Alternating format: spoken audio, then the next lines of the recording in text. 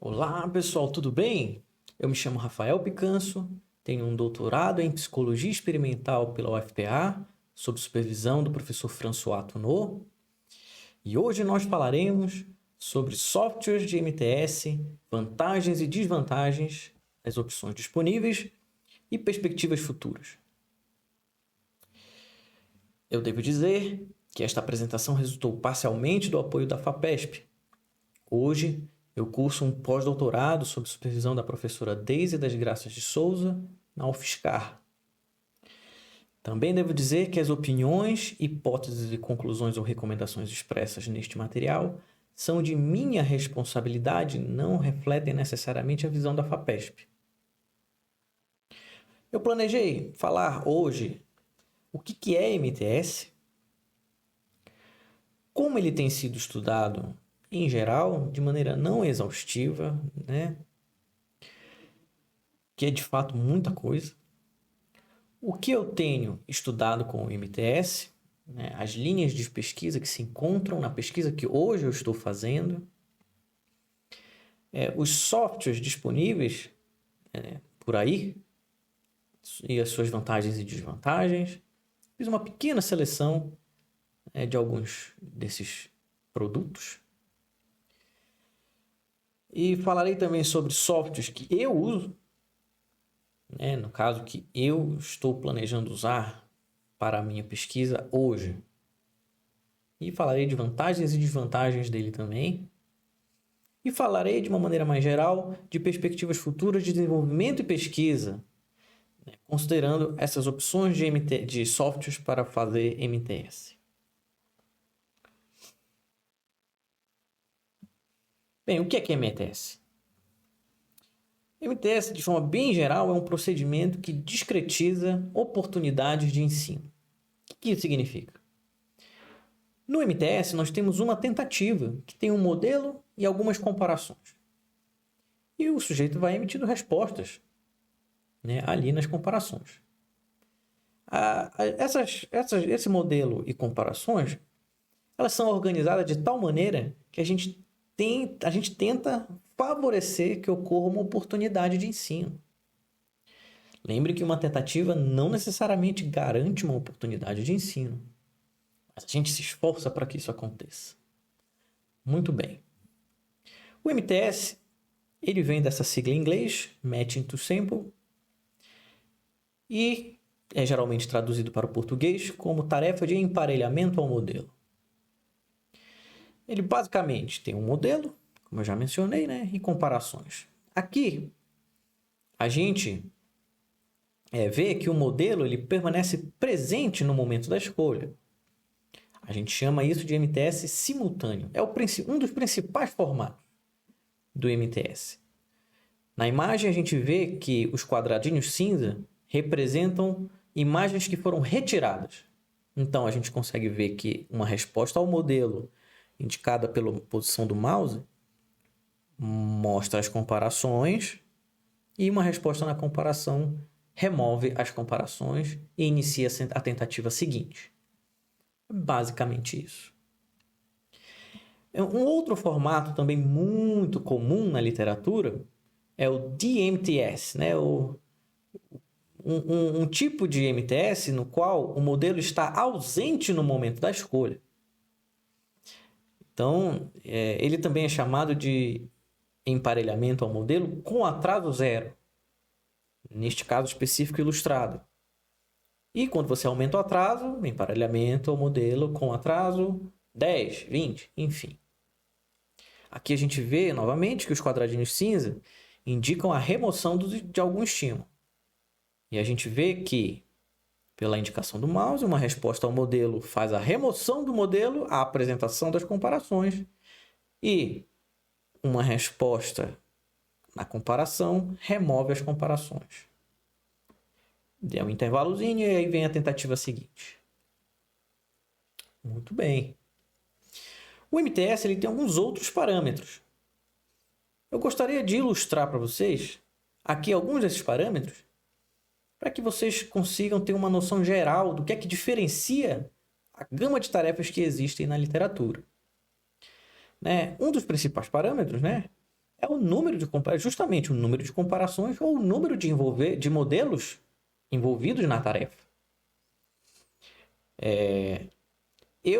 A minha compreensão, né, no meu entendimento atual, todos esses procedimentos aqui podem ser entendidos como variações do MTS. Aqui é o MTS convencional, né, com um modelo e 2 ou mais comparações. Quando eu tenho apenas uma comparação, né, e organizo as tentativas de maneira a apresentar todas as comparações com os seus respectivos modelos de maneira sucessiva ao longo da sessão, então eu crio aí o chamado go, no go, ou em alguns casos go left, go right.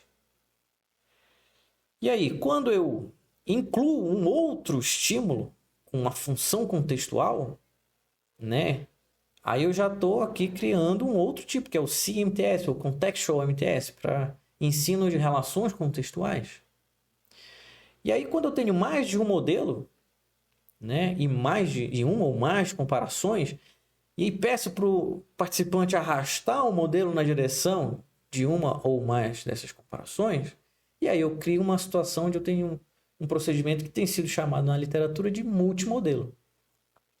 Também pode ser usado para ensino de discriminações condicionais. E é justamente esse o ponto do MTS. Ensino de relações condicionais e, no caso de algumas variações, né, relações contextuais também. Neste caso aqui, a gente pode abstrair de maneira bem geral que o MTS serve para ensino de relações do tipo se modelo, então devo escolher esta comparação. E isso ocorre num esqueleto. Nesse momento, a gente precisa entender que no esqueleto de organização, né, da literatura, existem basicamente 3 itens que a gente deve estar atento quando fala de MTS ou de relações condicionais. A gente pode estar falando do ponto de vista de um procedimento, ou seja, o MTS, dos seus aspectos de procedimento, como a metodologia que é usada para o reforçamento diferencial, né? Quais relações entre estímulos foram planejadas, né? E, consequentemente, qual o conceito, né, que está sendo ensinado ali, qual foi o ordenamento de tentativas ao longo de uma determinada sessão, qual é o número de relações e qual é o posicionamento dos estímulos em cada uma dessas tentativas, e assim sucessivamente. Você tem vários parâmetros de procedimento do MTS. O processo, ele basicamente envolve reforçamento diferencial de alguma relação, né? Modelo comparação. E aí, vamos ilustrar aqui que a gente está reforçando uma resposta em relação a A1 associado com A1. E está botando extinção outra resposta, né? Quando A1 é associado com A2. Então, no processo, de maneira bem geral, a gente vai observar o quê? Aumento da probabilidade de ocorrência dessa associação aqui, desse comportamento. E uma redução da probabilidade de ocorrência deste comportamento. O processo também envolve alguns outros tipos de respostas, mas eu mencionarei mais adiante. Alguns tipos de comportamentos, né, mas eu mencionarei mais adiante. E, finalmente, quando a gente tem uma discriminação condicional estabelecida, a gente pode observar o sujeito realmente. Olha, quando aparece o A1, ele prontamente, ou com muito poucos erros, escolhe A1 também. Bem, o MTS ele está presente há muito tempo. Porém, o Kahneman e Berryman, eles foram pesquisadores que estudaram de maneira muito ampla alguns aspectos de procedimento do MTS. Eu não irei me deter aqui de maneira exaustiva, né? É inviável fazer uma revisão nesse momento, mas eu gostaria de mencionar alguns pontos importantes. Eu selecionei aqui para vocês o Kahneman e Berry 61, né? cujo título lê alguns dados sobre o emparelhamento ao modelo com pombos. E logo no primeiro parágrafo, aqui eu fiz uma seleção de alguns períodos, né, do primeiro parágrafo do estudo, onde ele descreve de maneira muito categórica, né, e quase como um vidente, as principais linhas de pesquisa que se desenvolveram com o MTS. Então, aqui ele faz menção ao learning set, né, que quando você tem um número, né, de estímulos relativamente padrão e você apresenta eles de maneira em larga escala, né, você cria condições para estudar problemas muito semelhantes àqueles enfrentados pelo Harrow em 59. Que tem a ver com a literatura sobre aprender a aprender. Em seguida, ele menciona o atraso entre modelo e comparação. Que, né, quando você você cria condições para um responder atrasado. Em seguida, ele faz menção à inclusão de estímulos novos depois de um determinado treino, né, de uma história específica de treino. E aí você passa a incluir estímulos novos. Aí ele está fazendo aqui menção ao processo de generalização e formação de conceito. E finalmente aqui ele conclui dizendo que quando você se atenta especialmente às comparações, né, ou aos detalhes minuciosos ali do estímulo de comparação propriamente dito, e em alguns casos do estímulo modelo também, você cria condições para estudar funções que ele chama aqui, né, de psicofísica. A gente pode entender isso como linhas de pesquisa, né, na psicofísica, estudando propriedades específicas do estímulo de comparação, né, e do estímulo modelo. E aqui, olha, para vocês terem noção das coisas, né, como é que ele foi meio vidente, né, ele conseguiu prever muito bem. São 3 estudos, né, que revisam a literatura exatamente sobre esses aspectos. Né? Alguns estudos recentes, mas relativamente recentes, alguns mais, outros menos. Tem uma série de estudos sobre memória, né, que usam o DMTS, né, o MTS com atraso, entre modelo e comparação, para o estudo da memória. Alguns outros aqui usam estímulos novos para o estudo de conceito. Nesse caso aqui, ele fala, um estudo de revisão de vários conceitos. E aqui, no final, um estudo de revisão com um tipo de tarefa específico, baseado no Metin sempre também, que é usado na psicofísica, chamado ABX. E o que eu tenho estudado? Bem, o que eu tenho estudado é um pouquinho complexo, então eu separei algumas das linhas de pesquisa que se encontram, né, nesse estudo que eu estou envolvido atualmente. De maneira bem geral, é possível dizer que eu estou estudando um aspecto generativo do comportamento, ou seja, a ênfase está exatamente nisso. Em algumas situações você pode entender até como comportamento criativo. As 3 linhas basicamente envolvidas nesse tipo de comportamento são equivalência de estímulos, né, estudos sobre combinação e recombinação de palavras e generalização desse tipo de desempenho, né, da recombinação. No caso, em conjugação aí com a noção de formação de conceito. Eu separei esses 3 estudos de revisão, caso vocês tenham interesse de se aprofundar aí nessa questão. Especificamente, eu estou estudando o ensino de leitura recombinativa de palavras. E aí eu tenho feito isso em uma condição onde pode ter compreensão e em outra condição que pode não ter compreensão.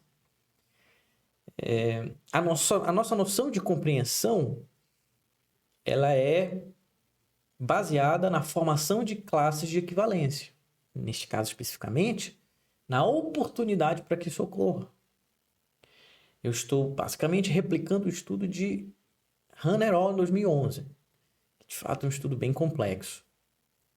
Para a gente entender um pouquinho desse estudo, alguns aspectos desse estudo, né?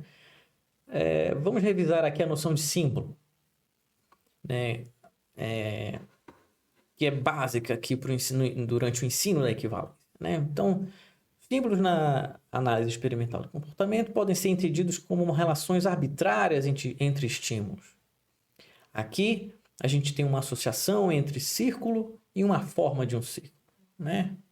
Por meio do procedimento de MTS. E aí, se a gente concatena algumas associações, por exemplo, aqui, uma palavra falada com a forma de um círculo e, em seguida, a forma do círculo com um texto escrito, a gente tem o que eu costumo dizer que é o pague 2 e leve 9, que é uma maneira bem simples da gente entender o que é equivalência e o poder que ela tem, né, o potencial que ela tem de aplicação em situações concretas no mundo. Então, a gente aqui tem o ensino apenas de 2 tarefas de MTS. Porém, quando a gente apresenta todas essas outras tarefas de MTS, no caso de identidade entre os estímulos, né, e de simetria, transitividade, simetria da transitividade, que não entrarei em detalhes aqui, a gente pode abstrair visualizando isso daqui, a gente ganha 9 relações. Então, a gente ensina 12 e ganha 9. E como é que isso se aplica na leitura? Bem, a gente tem aqui um estímulo, né, que pode ser falado, no caso ditado, né? Tem uma associação que a gente pode fazer diretamente com um texto e diretamente com uma forma. E depois a gente requisita a leitura do participante, né? No caso do texto. A gente tem aqui 3 relações de ensino. Em seguida, a gente pode ter um pague 3, leve 11, caso haja compreensão. Caso haja a possibilidade de compreensão. Então, temos aqui três possibilidades de ensino e olha só o que a gente ganha. A gente ganha, quando apresenta o texto, ele vai associar com a forma, né? E quando apresenta a forma, ele vai já associar com a palavra falada. E ele pode falar e também de maneira privada, né? Ele fala e lembra... metaforicamente aqui, né? Ele fala e lembra do círculo, do texto do círculo. É bem interessante. Então, caso também pode ser, ele fala, lembra do texto do círculo e também lembra da forma, porque tem compreensão. E assim sucessivamente. Mas pode não haver compreensão, que a gente entende como essa associação aqui com o significado, né? Que nesse caso... a palavra significaria ali o círculo. O outro componente, né, dos estudos que a gente está envolvido atualmente é o componente da recombinação. Aqui eu comparo combinação com recombinação para a gente ter uma distinção clara entre esses dois processos. Na combinação, o ensino ele ocorre dessa forma aqui. A gente ensina, por exemplo, letras isoladas, ou palavras isoladas, ou frases isoladas. E na avaliação, a gente cobra uma recombinação daquilo exatamente como foi ensinado, né? Então, se eu ensinei B, A, E, I, O, U, a gente pode combinar isso daqui como Ba, Be, Bi, Bo, Bu. Né? Poderia também combinar a E, a I, a O, a U e assim sucessivamente. Usando aqui, né, uma multiplicação entre essas unidades. Uma outra possibilidade, que é de fato o meu interesse nesse momento, é a recombinação, onde o ensino das unidades é feito de maneira semelhante, porém o que é cobrado na avaliação é uma recombinação das unidades ensinadas, só que internamente, digamos assim, né? Então, se eu ensino casa e mato, quais são as unidades aqui que podem sair daqui? As sílabas e as letras. Neste caso aqui, eu estou cobrando novas palavras, formadas pelas sílabas, né? pelas sílabas das palavras ensinadas. Então, se eu ensinei casa e mato, eu posso recombinar aqui, cá com ma, na cama. Então, se eu tenho tó com zá, eu tenho tó-zá. Então, se eu tenho cá com tó, eu tenho cato. E assim vai, né? E aí a gente também, a partir desse ensino, né, desse processo de ensinar a recombinação, o processo básico de recombinação, a gente pode continuar apresentando avaliações com novos estímulos, de tal maneira que a gente pode observar, ou não, né, uma recombinação generalizada com novas palavras. Aqui eu estou abstraindo, né, cada nova avaliação pelo padrão utilizado da palavra anterior, que é no caso de consoante e vogal, né, CV. Então, na avaliação 1, eu uso 4 novas palavras. Na avaliação 3, 4 outras palavras e assim sucessivamente. Bem, e tem uma questão muito interessante a respeito desse processo de recombinação. Aqui nessa figura, vocês podem observar as sílabas das palavras que eu estou pretendendo ensinar. E aqui, as letras dessas palavras. Aqui, no eixo Y, a gente observa a frequência de ocorrência de cada uma dessas unidades ao longo do nosso delineamento. No caso, são sobreposições em cada um dos delineamentos, no caso aqui no ciclo 1.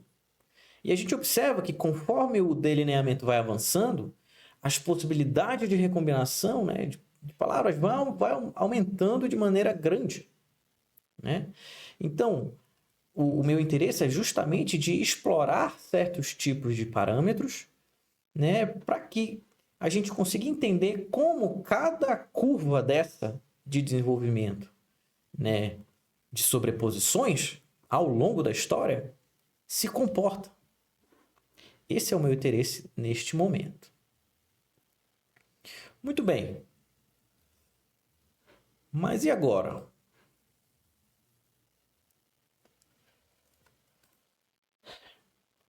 Será que eu tenho um programa pronto para estudar isso? Evidentemente, né, pessoal? Muito difícil. Muito difícil eu ter todos esses conceitos, toda essa complexidade já pronta. Senão seria até muito inespecial, seria surpreendente. Mas fiz uma pesquisa e realmente não tinha nada que atendesse aos requisitos desse programa que eu queria. Que era, basicamente, eu queria recriar o sistema linguístico do estudo original da HANA em 2011. Eu queria ter uma conveniência, né, ao planejar e apresentar o sistema linguístico, né, de acordo com diferentes lógicas de recombinação. Lembrem daquele gráfico com a sobreposição de sílabas e palavras? Ou de sílabas e letras? Pois é, eu queria planejar as coisas de acordo com as lógicas. Imagina se eu tivesse de fazer isso manualmente, em algum programa, né, que permitisse, mas sem os devidos recursos. Bem, uma outra coisa que eu queria era que o programa tivesse a possibilidade de eu apresentar um MTS em diferentes formatos, como auditivo-auditivo, auditivo-visual, visual-visual, visual-auditivo, visual-falado, né, que envolve a apresentação de figuras, de texto, mas não de qualquer texto. Eu não quero ter que fazer o texto em figura, eu quero que use uma fonte para facilitar a apresentação dos estímulos. E eu quero também que apresente áudio, né, essas palavras em formato de áudio. E eu quero também ter a possibilidade de gravar as respostas faladas dos participantes e de reproduzir elas em tempo de sessão, para que a gente tenha ali um processo de registro fidedigno do processo de leitura. A gente também tem que detectar se a leitura foi correta ou não. E eu planejo fazer isso de maneira usando inteligência artificial. Além disso, o meu estudo prevê, em alguns momentos, o rastreamento da visão dos participantes ao longo da leitura. Então, a gente precisa integrar isso com um sistema de rastreamento. Nesse caso, a gente vai usar um sistema da iLink, chamado iLink. Então, certo, vamos lá. Temos esse dilema: escrever o programa para fazer tudo isso ou usar algo pronto? Aqui, pessoal, eu preparei para vocês uma lista. Aqui nós conseguimos ver uma lista de programas. Você pode acessar por esse endereço. Esses programas são de vários tipos, de análise de dados, banco de dados, alguns sobre controle de estímulos, alguns que eu escrevi ou que outros escreveram, sobre diversas temáticas de interesse na área de análise experimental do comportamento e de forma mais geral também na parte de análise do comportamento. Recomendo vocês consultarem para mais detalhes.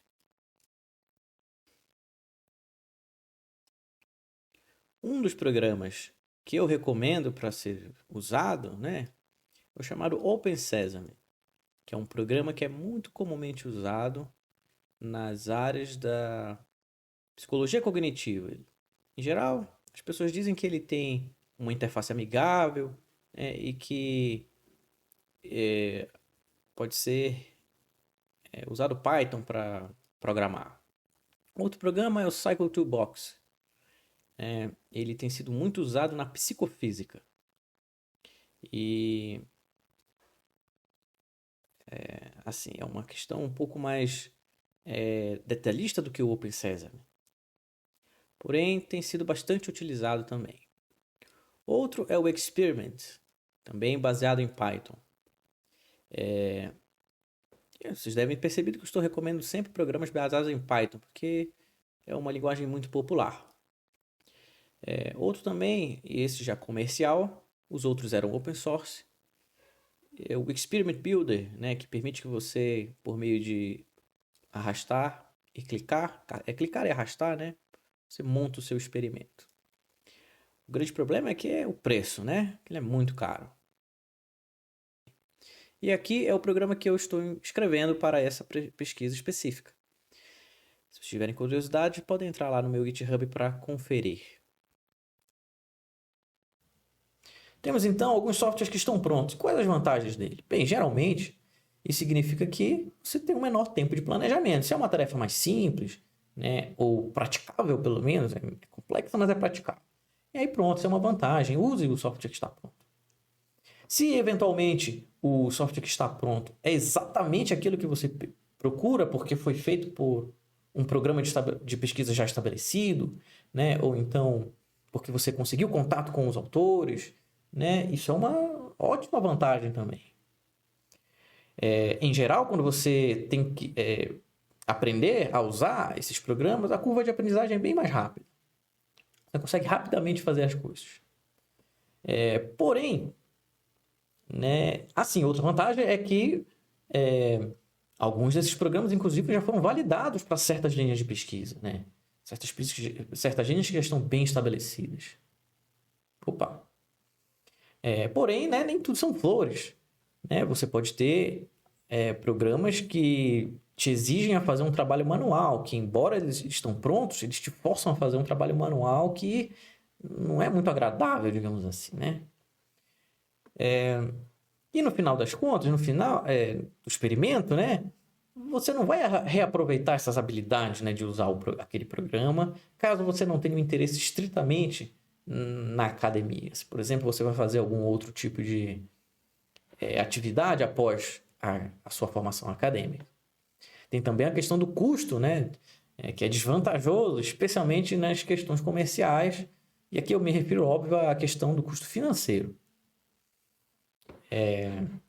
Alguns programas são realmente impeditivos. Não dá para você comprar sozinho, sem uma linha de financiamento da pesquisa. Outra desvantagem é que, às vezes, né, o programa está pronto ali para você usar. Porém, você pode se ver obrigado a fazer o que o programa já faz. E não aquilo que você realmente deseja fazer. Né? Então, é um ponto a ser considerado também. Bem, e aí temos os softwares que são escritos, que são feitos por você mesmo. A principal desvantagem, evidentemente, é que você vai ter que gastar um tempo de planejamento, né, para fazer esses programas. Eles não estão prontos. E, em certos casos, eu não recomendo você fazer isso. É inviável. Também, esses programas eles tendem a ser mais flexíveis para você. Para os outros, eles não são flexíveis. Eles são inflexíveis. Podem, a depender do caso, né? Se você não sabe programar, você vai ter que pagar também um cara para fazer para você, ou uma moça para fazer para você, porque né, é uma questão aí, tempo de desenvolvimento custa bastante dinheiro, viu, pessoal? Mas assim, aí vem as vantagens, né? Você tem total liberdade para fazer exatamente aquilo que você quer, né? Se você tem os recursos para isso, tem um tempo para isso, faça, né? Você tem total customização. Aqui tem um errinho aqui, né? No caso, você pode reaproveitar as suas habilidades. Tá errado esse não aqui, né? Você pode reaproveitar essas habilidades, né? Para desenvolvimento tecnológico, caso você tenha um interesse nisso, de repente fazer uma empresa, né? É muito bom você ter conhecimento dessas coisas relacionadas à tecnologia, né? Para atividades extra-acadêmicas. Isso é muito uma forte vantagem também. Uma outra vantagem, assim, se você sabe fazer o programa, é que, né, geralmente os programas eles usam software livre, né? E os recursos para você aprender e escrever estão disponíveis na internet. Então, o custo financeiro disso é muito pequeno. O maior custo está no tempo que você vai dedicar a isso.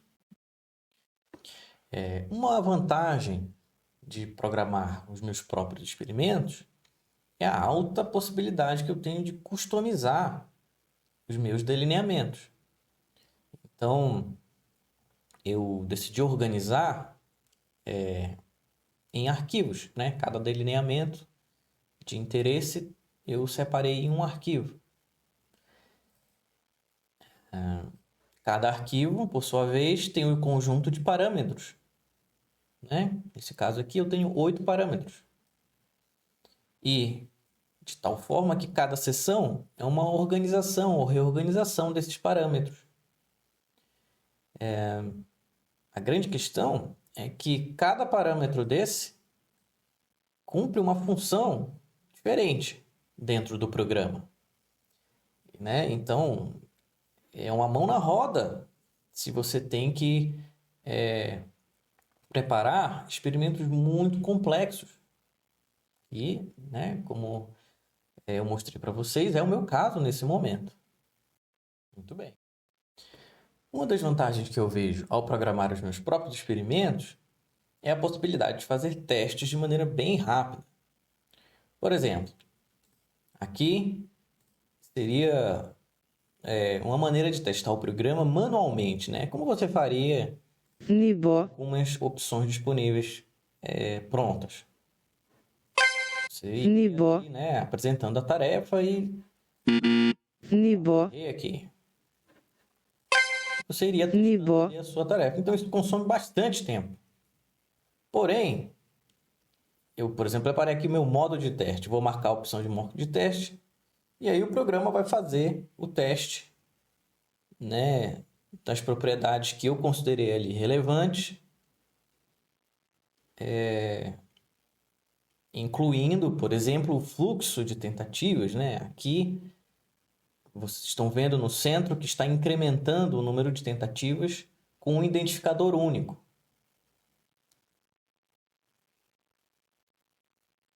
Pronto. Aqui finalizou. Isso me dá segurança de que todo o percurso planejado para a tarefa foi concluído com os parâmetros de teste que eu configurei. Muito bem. Outra vantagem que eu encontrei escrevendo meus próprios experimentos tem a ver com a organização dos dados. Aqui eu organizei a minha interface gráfica de início logo da sessão para forçar a organização dos dados. Como é que eu fiz isso? Eu tenho uma lista de participantes. Essa lista ela é criada por meio de identificadores únicos para cada participante. Aqui eu posso criar um novo participante. Vamos lá. Teste. Vou escolher um novo participante. Vamos iniciar a sessão. Pronto. E agora a gente pode ir lá na nossa pastinha de dados e o nosso participante teste vai estar lá organizadinho já, com todos os seus dados. Muito bem.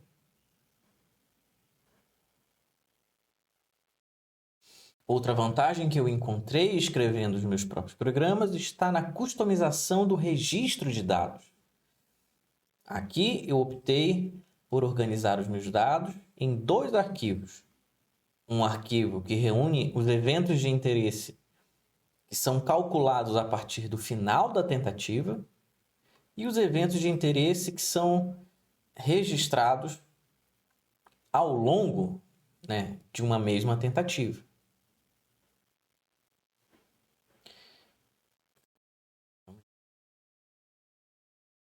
Os eventos de interesse que ocorrem ao final da tentativa são acerto e erro. Esses são os principais eventos de interesse. Porém, tem alguns eventos que estão associados a esse acerto ou a esse erro. Evidentemente, a identificação da tentativa, que reúne esse conjunto de parâmetros. O momento de registro do dado.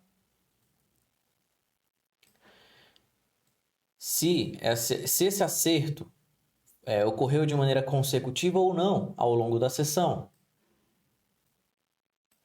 E qual a posição dos estímulos no momento em que esse acerto ocorreu? Ou erro? Muito bem. Outro registro de interesse é o registro de eventos que ocorrem ao longo da tentativa. Eu vou simular para vocês alguns eventos agora, para que a gente possa observar eles detalhadamente no relatório. Aqui já tem um evento, que é o aparecimento da instrução. Niveau. Já vários eventos ocorreram, né? Temos a apresentação de um estímulo modelo em formato sonoro. Temos a apresentação de um estímulo aqui embaixo, após a apresentação do modelo. Vamos agora a um outro evento, uma resposta ao modelo. Niveau. Muito bem, então a resposta ao modelo produz também um som. E vamos a uma resposta na comparação agora. Opa, Niveau. som. Também. Niveau. Outro som porque eu errei. Um som de acerto e um som de erro. Vamos agora ver esses eventos no relatório. Aqui, os eventos que registram... o arquivo que registra os eventos que ocorrem ao longo da tentativa, eu decidi chamar de timestamps. Esse arquivo ele está organizado com uma coluna que contém o tempo, né, de cada evento, um identificador único, né, desses eventos a cada tentativa, de cada bloco, de cada sessão. Aqui a gente consegue ver todos os eventos da primeira tentativa. E aqui todos os eventos da segunda tentativa. Da segunda tentativa do bloco 2. E aqui o início, né, dos eventos da terceira tentativa do bloco 2. Pronto, então vamos ver aqui aquela sequência de eventos que a gente fez. Então, iniciou com a apresentação da instrução. Em seguida, a apresentação do modelo. No caso, que inicia, né, com o início do som. No meio tem a apresentação da figura do modelo, que é aquela imagem daquele megafonezinho. Em seguida tem a interrupção do som. Em seguida, um evento de automação, né, que eu chamei aqui de resposta do robô. O aparecimento das comparações que decorrem dessa automação. Aí houve então uma resposta aonde? No modelo auditivo, que produziu o início do som e a interrupção do som sem nenhum evento no meio, né? Sem nenhum evento de interesse sendo registrado.